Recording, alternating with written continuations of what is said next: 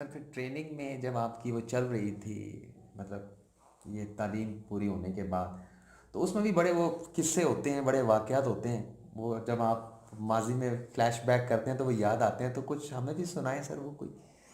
Flash دیکھیں، back کریں۔ قصے تو بہت سارے ہیں چھوٹے چھوٹے ٹریننگ کے دوران، خاص کر وہ جو سینئرز ہیں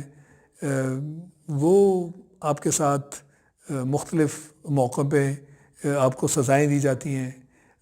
سزاؤں سے مراد وہی ہوتا ہے کہ ان کو رف اینڈ ٹف بناؤ، اور کہنے کو تو سزا ہوتی ہے مگر اس کے پیچھے ایک ایکسرسائز ہوا کرتی ہے، تو ان کا ہمیں اس طرح کی سزا میں تو انوالو آپ کا کرنا، پتہ چڑھے سر؟ اور چڑھ گئے جونیئر تھے، اکیڈمی میں آپ پہنچے تو ساتھ ہی آپ پتے چڑھ گئے، سارے لوگ جو ہیں وہ انماس پورے کا پورا جس کو آپ کورس کہتے ہیں وہ سارا سینئرز کا ٹارگٹ ہوتا ہے، اور کسی ایک نے بھی اگر غلطی کی ہے تو پورے کورس کو سزا ملے گی یہ اس کو کہتے ہیں کورس میٹ اسپرٹ، کہ اگر ایک نے بھی غلط کام کیا ہے تو ایک کی خاطر ہم باقی بھی اس کی سزا میں شامل ہوں گے۔ تو اس طرح کے قصے، اب انہی قصوں میں سے ایک قصہ میں آپ کو بتاؤں کہ اسی طرح ہم میں سے ایک نے کوئی غلط کام کیا تو سب کو سزا ملی، اب اپ ڈاؤن پش اپس تو یہ وہ تو سب ہو رہا ہے، اور وقت بھی ایسا چوز کیا جاتا تھا جب اچھی خاصی تکلیف ہو، یعنی لو ٹوپا جیسی جگہ مری کے ساتھ، اور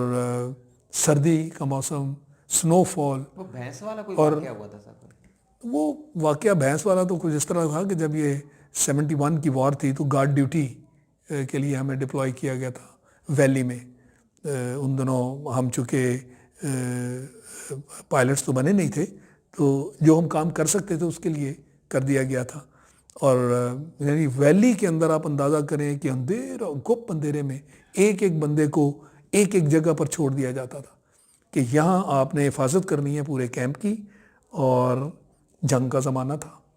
اور آپ کو رائفلیں بھی پکڑا دی گئیں کہ اگر کوئی دشمن یہاں آئے تو اس دشمن کو یہاں سے گزرنے نہیں دینا، کیونکہ آگے ہمارا پورا جو ہے وہ اکیڈمی ہے، اور وہ بیس ہے، اور وہاں پہ تو کوئی نہیں ہم رسک لے سکتے تھے۔ تو اسی طرح ایک ساتھی تھا ہمارا، اور جب اس کو آوازیں آئیں تو سمجھا دشمن آ گیا ہے۔ وہ آواز اس طرح کی تھی کہ کوئی درخل بھینس تھی، رات کے وقت میں کہیں سے وہ اپنی جگہ سے چھوٹ کر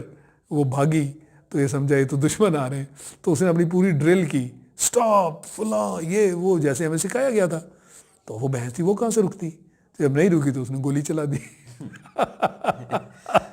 اب لازمی چیز ہے گولی چلا دی اندھیرے میں، تو وہ بھینس کو تو نہیں مار سکا، مگر اس نے اپنی طرف سے تو اس نے ایک سٹیپ لے لیا نا، اور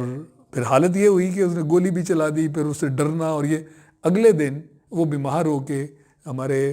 ہاسپٹل میں ایڈمٹ ہو گیا، کیونکہ اس کو بخار چڑھ گیا اس چیز کی وجہ سے کہ رات کو دشمن آئے، میں نے گولی ماری، گولی سے مرا بھی کوئی نہیں، اور وہ پتہ نہیں کون تھے دشمن، کیسے گزر گئے، کہاں چلے گئے۔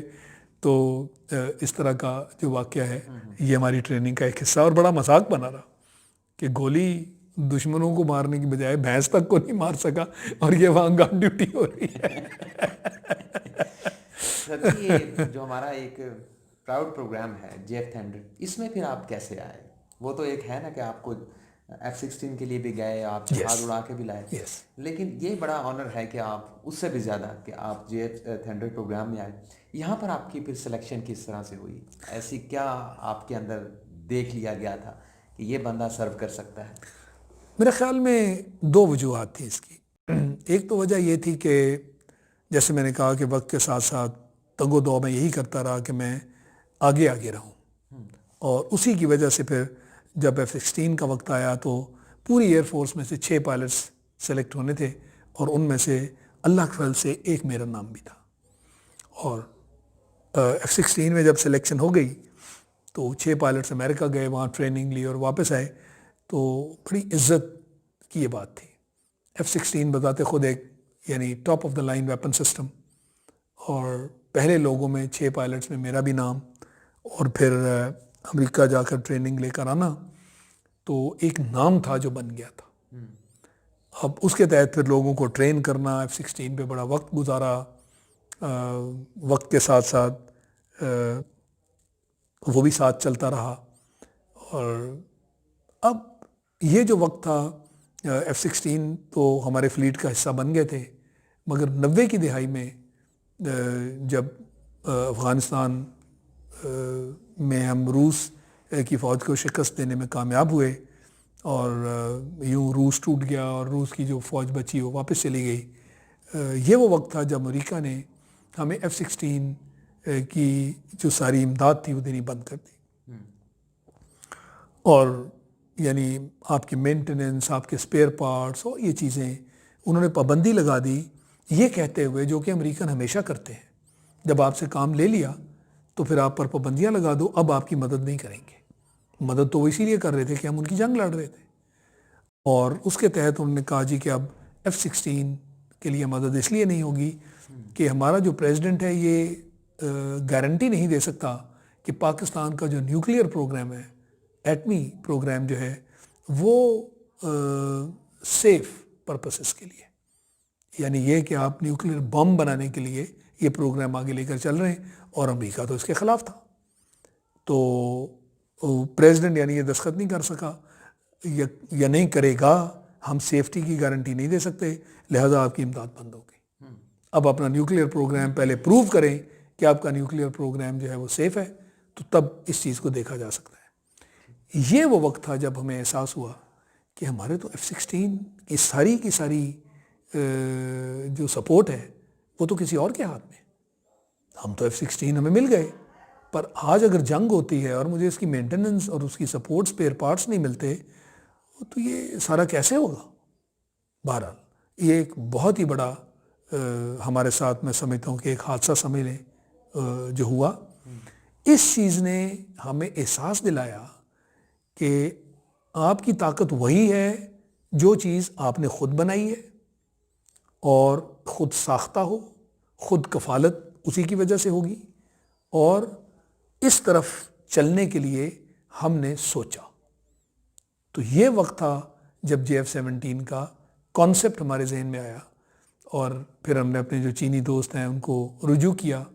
کہ جی اس طرح ہم آپ کے ساتھ مل کر کچھ کرنا چاہتے ہیں، کیونکہ ہمارے پاس کوئی تجربہ نہیں ہے، کم از کم چائنا میں انڈسٹری تو تھی۔